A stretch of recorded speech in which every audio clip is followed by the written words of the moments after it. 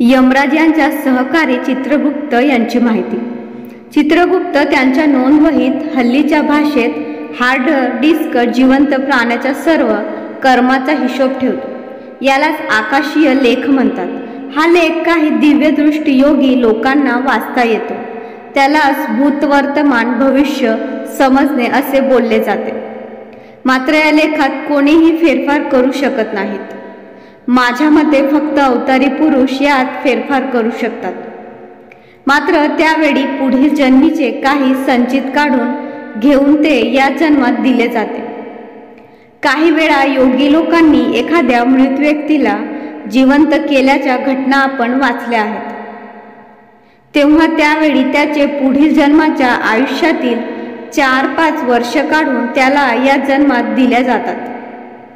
किंवा काही वेळा खूप दारिद्र्य पीडित व्यक्ती एखाद्या योग्याकडे प्रार्थना करतो. तेव्हा योगीराज आधी त्याचा पूर्वजन्म आणि पुढील जन्म याच आकाशीय लेखातून तपासून बघतात.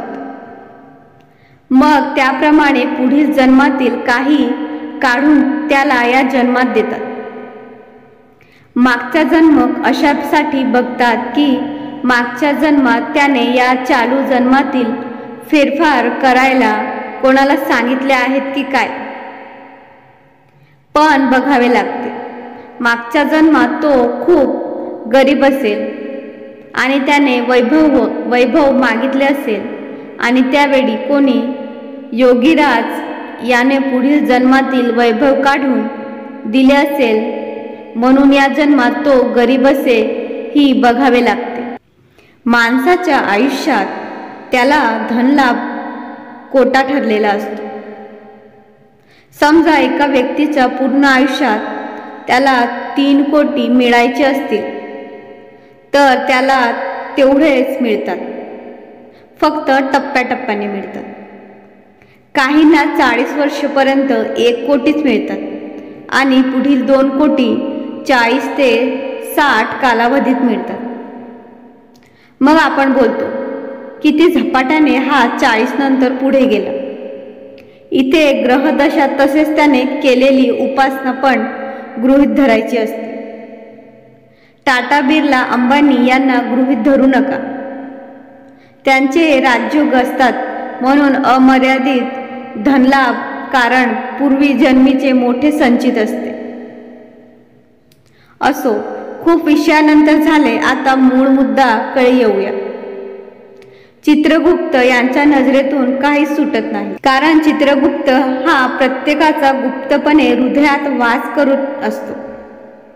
म्हणूनच चित्रगुप्त म्हटले जाते. चित्रगुप्त ब्रह्मदेवाच्या अंश किंवा 17वा मानसपुत्र मानले जातात. त्याची अशी कथा सांगतात की विष्णूने जेव्हा योग मायेने सृष्टीची कल्पना केली तेव्हा त्यांच्या नाभीतून आलेल्या कमळावर प्रजापिता ब्रह्माची उत्पत्ती झाली. ब्रह्माने ब्रह्मांड निर्मिती केली. त्यात देव, दानव, असुर, राक्षस, दैत्य, स्त्री, पुरुष, प्राणी होते. त्यात यमराजही होता. त्याला धर्मराज असे म्हटले जाते. म्हणजे धर्मानुसार शिक्षा देणारा. यमराज हे सूर्यपुत्रही मानले जातात. यमराजाचे हे काम किचकट होते. त्यामुळे त्याने त्याला एक सहकारी हवा अशी विनंती केली.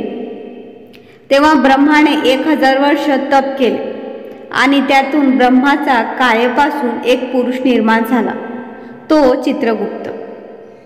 चित्रगुप्त त्याच्या शरीरातून बाहेर पडला आणि त्याच्यासमोर एक शाई आणि लेखणी घेऊन उभा राहिला. ब्रह्मदेव म्हणाले, कारण तू माझ्या शरीरातून काया उगवला आहेस म्हणून तुला कायस्थ म्हटले जाईल आणि तू माझ्या शरीरात न पाहिलेला आहेस म्हणून मी तुला चित्रगुप्त हे नाव देतो.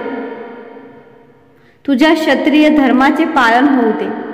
त्यानंतर चित्रगुप्त यांनी नोंदवही घेऊन काम घेतले. पुढे यमाने आपली मुलगी इरावती हिचा विवाह चित्रगुप्तासोबत केला. श्राद्धदेव मनू हे सूर्याचा पुत्र, त्यांची मुलगी नंदिनी किंवा दक्षिणा हिचे लग्न चित्रगुप्तासोबत झाले. चित्रगुप्त ब्रह्मदेव यांच्या कायापासून निर्माण झाला, म्हणून त्याला कायस्थ म्हणतात. चित्रगुप्त यांच्या हातात लेखणी, कर्म, नोंदी, वही आणि दौत आहेत. दरवर्षी वैशाख शुक्ल सप्तमीला चित्रगुप्त जयंती साजरी केली जाते, कारण या दिवशी त्याचा अवतार झाला असे मानले जाते. भगवान चित्रगुप्ताला 2 पत्नी होत्या. त्यापैकी एक ब्राह्मण आणि दुसरी क्षत्रिय होती. या कारणामुळे कायस्थानामध्ये ब्राह्मण आणि क्षत्रिय हे दोन्ही गुण आढळतात. चित्रगुप्ताचा पहिल्या पत्नीचे नाव नंदिनी एरावती होते. ही सूर्यदेवतेची नात आणि श्रद्धदेव मुनीची कन्या होती. नंदिनीला 4 पुत्र झाले. भानू, मतिमान, चारू आणि सुचारू या दोघांपासून अनुक्रमे श्रीवास्तव, सक्सेना, माथुर आणि गौड या आडनावाचे कायस्थ वंश जन्माला आले. चित्रगुप्ताची दुसरी पत्नी शोभावती किंवा दक्षिणा ही सुशर्म ऋषींची मुलगी होती.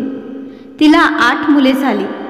करुण, चित्रचारू, भानुप्रकाश, युगंधर, वीर्यवान, जितेंद्रिय, सदानंद आणि विश्वभानू या 8 पुत्रांपासून अनुक्रमे कर्ण, कायस्थ, निगम, भटनागर, अंबस्ट, आस्थाना, कुलश्रेष्ठ, सूर्ध्वज, वाल्मिक या आडनावाचे कायस्थ वंश जन्माला आले. कार्तिक शुद्ध द्वितीयेला भगवान चित्रगुप्ताची पूजा केली जाते. बुद्धिजीवी लेखणी चालवून उदरनिर्वाह करणाऱ्या लोकांसाठी या पूजेचे महत्त्व आहे. काळाच्या ओघात ही पूजा हल्ली लुप्त होत आहे. हल्ली लेखणी कमी होऊन वर्ड एक्सेलमध्ये टायपिंग केले जाते. मी पण कुंडली विश्लेषण टायपिंग करूनच देतो. लेखणी प्रभाव कमी झाला आहे, पण टायपिंग करणे हे पण लेखन कामच आहे. वकिली, अकाउंटंट काम, लेखन करणे हे कामबंध प्रधान आहे आणि इथे चित्रगुप्त यांचा प्रभाव असतो, कारण ही कामे डोके वापरून केली जातात. त्या पूजाविधी मला मिळालेल्या माहितीनुसार कार्तिक शुद्ध द्वितीयेला भाऊबीज सकाळी स्नान केल्यानंतर संपूर्ण कुटुंबाने घरातील देव्हारासमोर एकत्र उभे राहून चित्रगुप्ताच्या मूर्ती किंवा तस्विरीसमोर बसावे. चित्र उपलब्ध नसेल तर एक पाण्याने भरलेला तांब्याचा कलश हे प्रतीक मानून भगवान चित्रगुप्ताची पूजा करू शकता. सर्वप्रथम गणेशाची पूजा करावी, मग चित्रगुप्त यांचे नेहमी आपण इतर देवतेचे पूजन करतो तसेच पूजन करावे. हळद, कुंकू, गंध, अक्षता, फुले अर्पण करावे. थोडी पिवळी मिठाई समोर ठेवावी. पानविडा, त्यावर सुपारी ठेवावी. त्यावर थोडी दक्षिणा ठेवावी. ही पूजा करताना कुटुंब प्रमुख असलेल्या व्यक्तीचे उत्पन्न आणि खर्च यांचा तपशील लिहून कुटुंबातील मुलांची संपूर्ण माहिती भगवान चित्रगुप्ताला अर्पण केली जाते. म्हणजे सर्व पारदर्शक व्यवहार ठेवला जातो.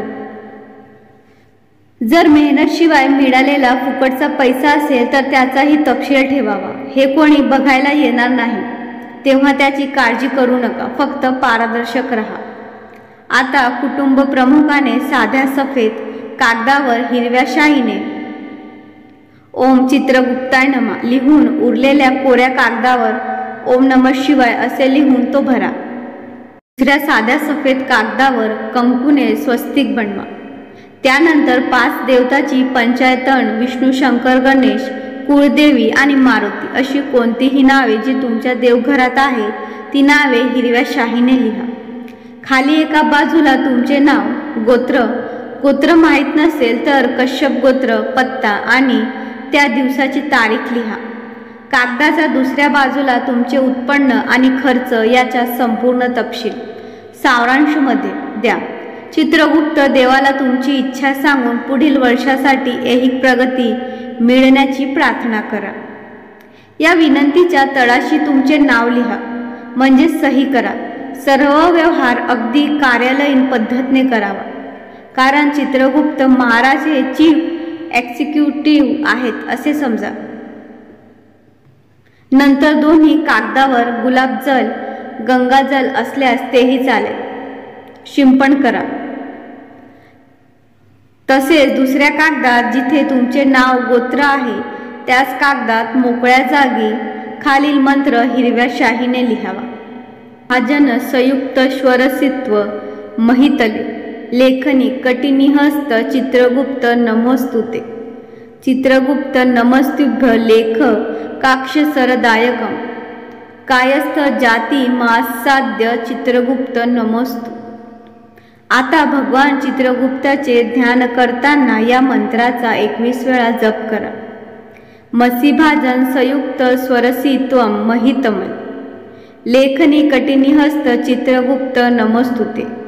चित्रगुप्त मस्तुभ्य लेखका शरदायक कायस्थ जाती मासाद्य चित्रगुप्त नमोस्तुते। मग ओम चित्रगुप्ताय नमः या मंत्राचा 108 जप करा।